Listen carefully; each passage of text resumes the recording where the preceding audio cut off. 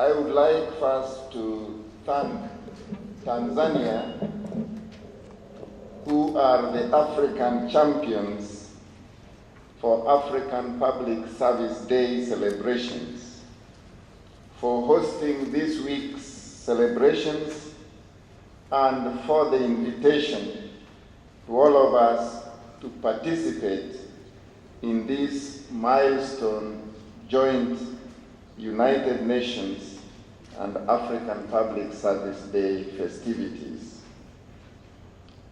We in Africa are happy with all the focus and attention Africa is getting at present. Africa is now the new frontier, an important growth continent with economic recovery and an attractive business destination for capital from all over the world.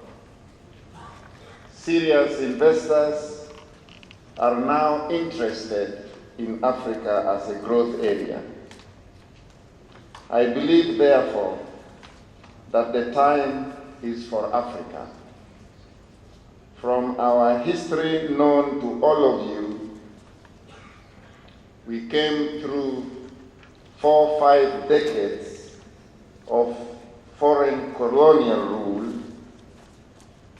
Then we all became independent through another 4 or 5 decades of self-rule. And now we are starting a new period of self-governance. And it is important to notice that the last 4 or 5 decades, it really was self-rule in Africa when a number of individuals, a number of groups, some call them elites, others describe them as cliques, and some referred to them as mafia, managed self-rule in Africa. A few were identified as dictators, politely also referred to as strong men in Africa. I describe that period from independence to about now as a period of self-rule. From now onwards, we are looking forward to a period of self-governance. And there is a big distinction between self-rule and self-governance. Self-governance, I consider it as governance with real meaning to the citizens of each of our countries. The theme for the United Nations and the African Public Service Day is transformative leadership in public administration and innovation in governance, specifically creating a better life for all. For the period Africa experienced self-rule, clearly and with retrospect, there was not enough emphasis, there was not enough focus on creating a better life for all. So citizen service delivery was not really a point of emphasis. It is as if taking over from our colonial masters a freedom and liberation struggle which was based on a theme that these foreigners are exploiting us and our resources, essentially the first batch of African leaders, the last 4 or 5 decades in each of our countries, managed what I can describe as distribution politics. Distribution politics in the sense that there was more emphasis on consumption and not so much emphasis on production. A few of our leaders retained the early independence focus on service to the people. In fact, among the few, we are happy to quote Tanzania, where Mwalimu Nyerere retained the focus on service to the people. And that is something we are all of this generation proud of. But it is not lost on us that even in Tanzania, with such strong foundations of service to the citizens, of equitable management of public affairs, of emphasis on justice to all, of emphasis on opportunity to everyone, of emphasis to regional balance in the management of public affairs, that was evident in the Nyerere administration in Tanzania. There was always the pressure for distribution politics, where people took every opportunity to manage public affairs to try to convert a sizable bit of public wealth into the hands of individuals and for their benefits, either as individuals or as groups or tribal blocks or any other form of grouping.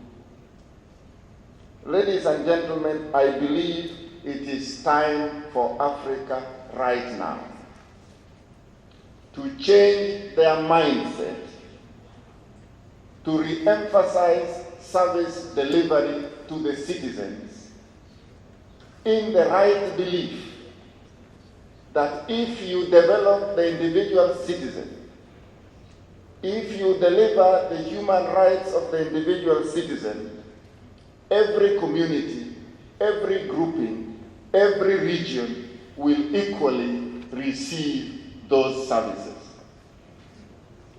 So the first generation of African leaders did, and we commend them for succeeding in the liberation of the continent.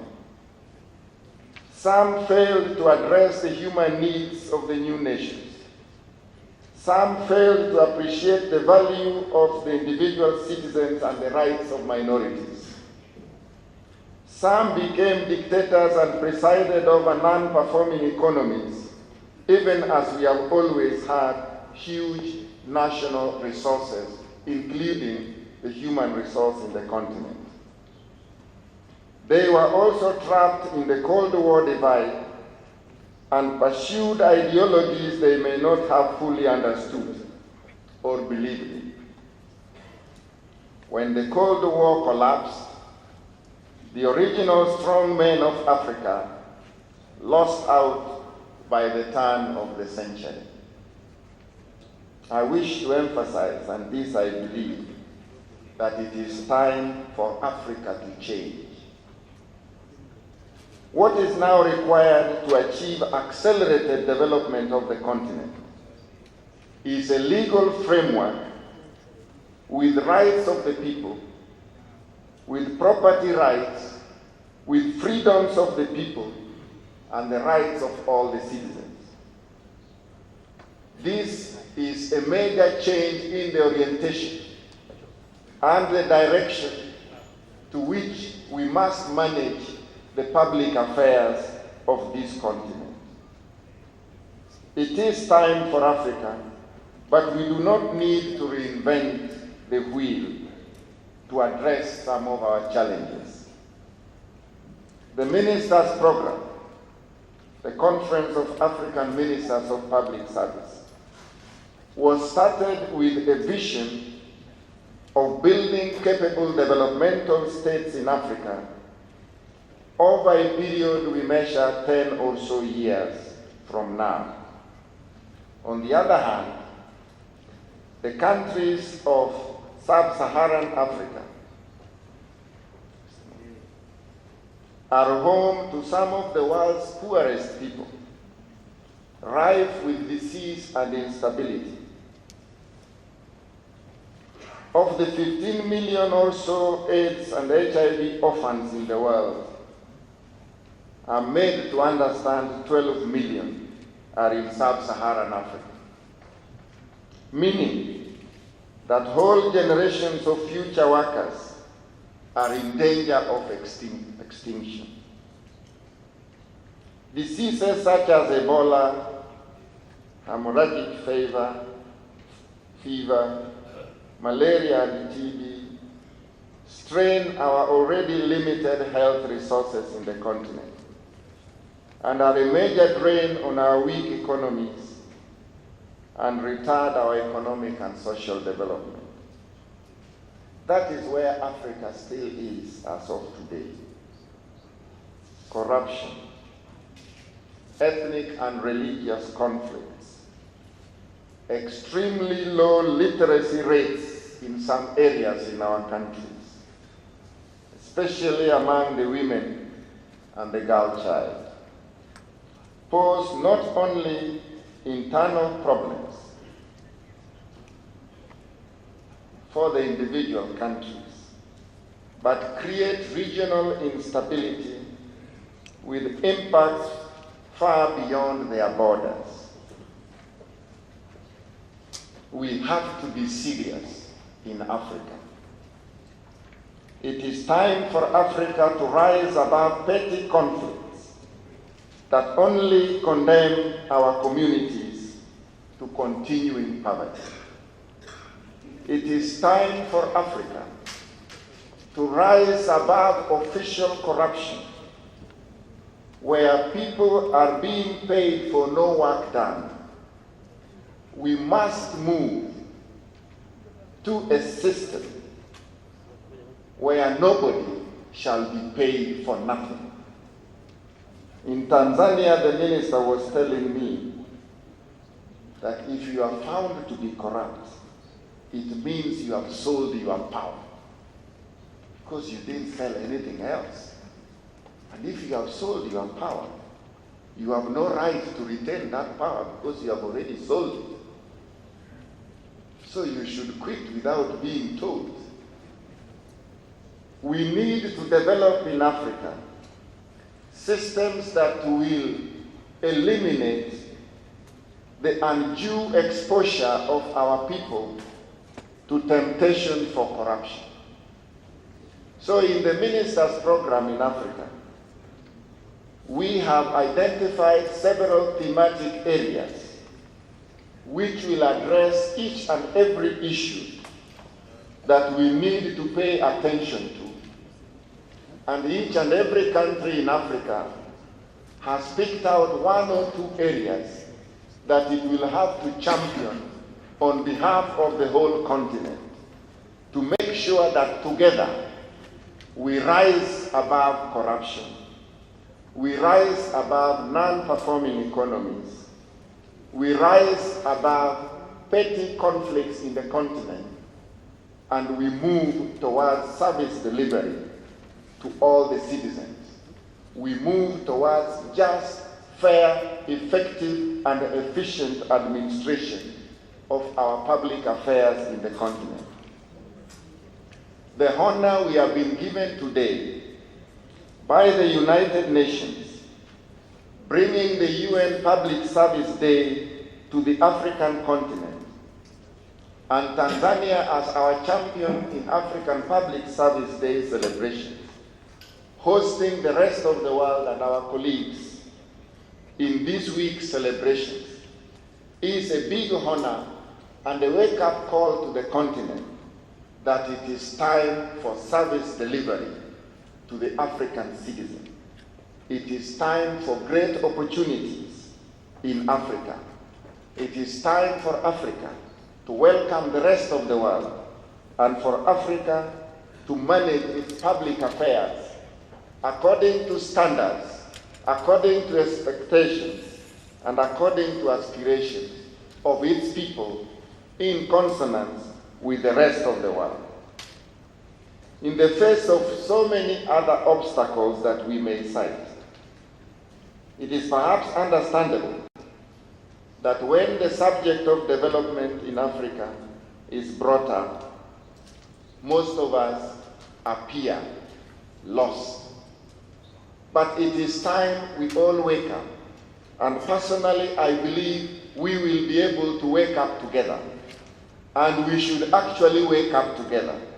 And the time to do so is right now, starting with these celebrations and the honor that the UN has given to us, focusing attention on service delivery in Africa. The most important factor in our development will be commitment and visionary leadership. This is acknowledged as the factor that is missing in most of the countries that are failing to make positive gains in development. I'm sure of this because interacting with a number of our leaders within individual countries and within the separate countries that are members of the African Ministers of Public Service, you still find so many of our leaders who are totally incapable of seeing their country as a whole. As you talk to them, they are dominated by attitudes that they can only see their country through the lenses of their different ethnic groups. It is a serious incapacity amongst our leaders. But if we change our focus to service delivery and agree to transform our countries to focus on service delivery, to lead our people towards better life for each and every citizen, and in that process, it will be better life for each and every community, for each and every tribe, and for each and every country in Africa. If we are able to refocus and change our mindset to transform our continent, I believe the rest of the world will be supportive and Africa will be able to move. Without leaders committed to a clear vision of the future and the courage to pursue that vision against all obstacles, all the foreign aid and all outside intervention in the world will have little impact. It is time for Africa for transformative leadership. And none of our leaders should feel content that they are doing well. I dare say even today that we have a few leaders who have stopped looking at their country as a whole. And they will tell you in daylight that they don't see any successor to them except possibly their own children and their own wives or their own relatives. It is absolutely ridiculous for any leader to believe and act as if there is no successor in a population of several millions. What has he been doing as a leader if he was not emphasizing the transformation of the state, which includes building successors to himself, building systems that will produce those successors? They are cheating our citizens. And it is time for Africa to rise and say that much. And if we do so with adequate emphasis, I'm sure the rest of the world will be with us. The rest of the world will take us as Africa now competent to handle their affairs within the interest and within the aspirations of all their people. Transformative leadership is about bringing positive change. In the context of transformative leadership, positive change is demonstrated through changes in systems and processes, through the people and citizen attitudes and mindset being changed towards justice, towards fairness, towards efficiency, towards productivity. And that emphasis on productivity is what will make the difference in Africa. Transformative management and leadership of our affairs would mean strengthening the country and the institutions and moving away to a public administration phase where individuals at national level, individuals at institutional level, individuals at the different agencies of governance were more powerful than the institutions themselves. And every decision was made always taking into account the position and attitude of an individual. I think we have also misled our leaders by making them believe that they are indispensable, by making them believe that they are the only unique ones given birth to by our women. It is time we told them they are not unique. They only have responsibility in a period to manage the public affairs of this continent. And God has given us many more. God has given us many more in our respective population. And in those many more, it is the duty of the current leaders, through transformative leadership, to make sure the new ones are developed to be equally competent in managing the affairs of this continent. We have to change the attitudes of all public officers. We have to change and be more results-oriented, be more performance-oriented, be more productivity-oriented, be more competitive. And these feelings must transcend the attitudes and the conduct of each of our leaders and the people whom we lead. A key principle is caring for people as individuals. The most effective and successful leaders demonstrate genuine concern and care for their people and treat them as unique and valuable individuals to the respective republics, to the country as a whole, and to the institutions. This care is unconditional and is bestowed without regard to whether people deserve or desire it. Political practice in Africa has been many times parallel to the economic practice. You play your politics without due regard to the performance of the economy. In fact, my experience in most of Africa is that your position was more important than the results of your leadership. We have to change and make our leaders believe that their positions are only important if those positions mean economic prosperity for the people. And if it doesn't, your leadership is useless to the people, and you are only presiding over poverty instead of presiding over development.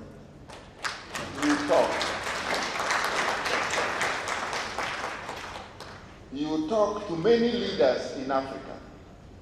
I'm not only talking of the top leadership. Many leaders in different hierarchies in the continent. They don't seem to be bothered if the country is stagnating. They don't seem to be bothered if some regions are underprivileged. They don't seem to worry if drought 1 year after the other kills and ravages sections of their own countries. So long as their positions are safe, they feel their leaders. We just have to wake up and tell them, you are not a leader if sections of your population are going to be fighting one year after the other over a water resource or over a grazing territory, and you are doing nothing. Actually, you should have left your seat. That degree of concern is the mindset that we have to inculcate in African leaders. And it will take us, the citizens, to do so. And transformative leadership is not only transformative from the top, it must be transformative from every level in the country, all the way down to the village elder, who must have the same duty as the president or the chief executive of the country. I wish to emphasize that actually it is time for Africa, and this message should ring loud and clear in each country, that we have a duty to stop blaming the colonial masters. We have a duty to stop blaming our past presidents. Our duty right now is to make the difference today, and the challenge is on those who are leading the continent today, at every level, all the way down to the village elder. Another important principle in transformative leadership is the promotion of shared values. Transformative leaders clearly and passionately articulate a vision of shared values, which are reinforced aggressively and consistently by the leader living up to them himself or herself. Africa has a number of shared values, and the African Charter on Values and Principles of Public Service and Administration is a good example. It is one of the shared values in the continent, and it was approved by the summit of our presidents last time in Addis Ababa. Africa has a number of shared values, things we have approved in principle as good for the continent, things we have approved in principle as necessary for the continent, things we have agreed the time has come we must start implementing in the continent. But when we go back to our individual countries, these major policy pronouncements are kept like books in the library, and they are never implemented. It is in this respect that we rely on the public administration, on the civil service in each and every country, to lift these valuable good policies and make sure they are each implemented for the benefit of our citizens. The competent state, the developmental state we are aspiring to in the next 5 to 10 years in the continent, would be a state with an effective and competent public administration based on key values and principles of managing public affairs in the continent. We do cite the third principle also, which is the principle of the creation of a climate that rewards risk-taking. Transformational leaders are not afraid to take risks, and risks are many in Africa. The biggest risk is political misunderstanding. Many times I've tried to introduce changes. The biggest risk is the fear of the unknown, which makes people change and oppose something even before they understand it. These risks will require that the leaders, once they are convinced and committed to the vision, the direction to which the development of the country has to be taken, the transformative leader will be ready to take the risks to transform the country, to transform the people into higher productivity modes. Many of the transformative leaders will always encourage an out-of-the-box thinking that leads to progress. They are not, and they encourage their followers not to be limited by historical or cultural baggage. I want to emphasize this because our champions in anti-corruption have reported to me how intractable, how difficult it is to tackle corruption in Africa. They are saying that corruption fights back and fights with big guns, so they are too small to risk establishing the legal framework, implementing the policies that actually would reduce corruption in Africa in the shortest period possible.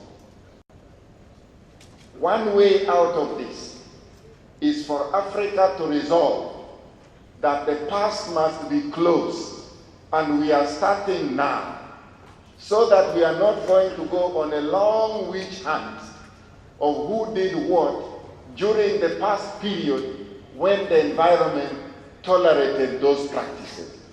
The leaders should be firm enough to say, we cut off today, and now henceforth this is the way forward.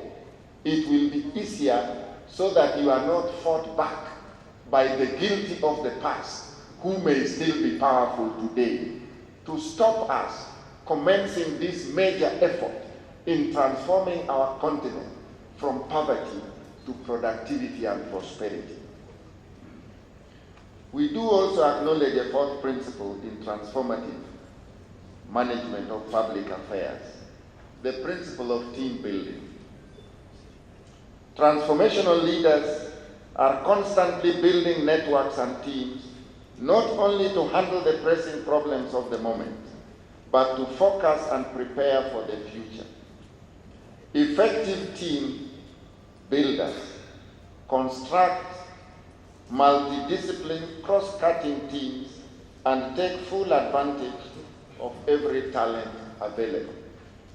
We still have political practice in Africa that focuses on dealing with the enemy. And the person they call the enemy is a fellow citizen who also feels he can be a leader. Instead of leading and directing him for the benefit and as a human resource in the management of the affairs of the country, we deal with him. And dealing with him may just not mean finishing him politically. Sometimes we also assassinate them. And we assassinate important human resources for our respective countries. It is time Africa had to change and value every citizen, respect every citizen, manage and lead every citizen, manage and direct every leader in the direction that would raise our respective national productivity and prosperity within our borders. It is time, I wish to emphasize, for Africa. Already there are good signs of transformative leadership in Africa. Some new leadership in Africa have introduced transparent, accountable systems, reduced corruption, and created awareness in the electorate for civil responsibilities and voter powerfulness. This leadership is becoming pragmatic and beginning to see its relationship with the rest of the world as markets and economic opportunities. They focus in benefits to the citizens. This transformative leadership will be built through capacity at individual, community, and technocratic levels at all institutional levels. Transformative leadership will only be strong and meaningful when these micro-leaders at all levels, from the village elder all the way to the chief executive, are strong enough and remain committed to productivity, remain committed to managing our public affairs in a way that will get each and every region, each and every country out of poverty. Our regional economic communities must embrace and help enhance common awareness and benefits to regional communities, an area that the Minister's program is also addressing. We did start in Africa a peer review mechanism, but you can't help but get the feeling that African leaders are shy at reviewing their own colleagues. I wish to say that this is a good future for Africa. We should be bold enough to tell our colleagues that you are not good enough within the modern principles and values of governance. You better do this for the benefit of your country, because we do know if your country changes and prospers, all our countries will benefit out of what you have got. If Tanzania becomes prosperous through transformative leadership, through better leadership, I assure you Kenya will be a first beneficiary, whether the Tanzanians like it or not. So the attitude should be Tanzania should do better, Kenya should do better, Uganda should do better, Ethiopia should do better. And any one of them that does better than the other, actually the others are automatic beneficiaries, merely as neighbors, merely as colleagues in the governance of our people. So I keep repeating that it is time for Africa, and our leaders need to guide our governments to perform effectively and efficiently for each of our respective citizens. The people need security for the state and citizens, a functioning rule of law, education, health, and an environment conducive to economic growth. They need to ensure effective utterance of commerce and enshrine personal and human freedoms. They should empower civil society and protect the environment. Good leaders will provide the citizens with a sense of belonging to a national enterprise of which everyone can be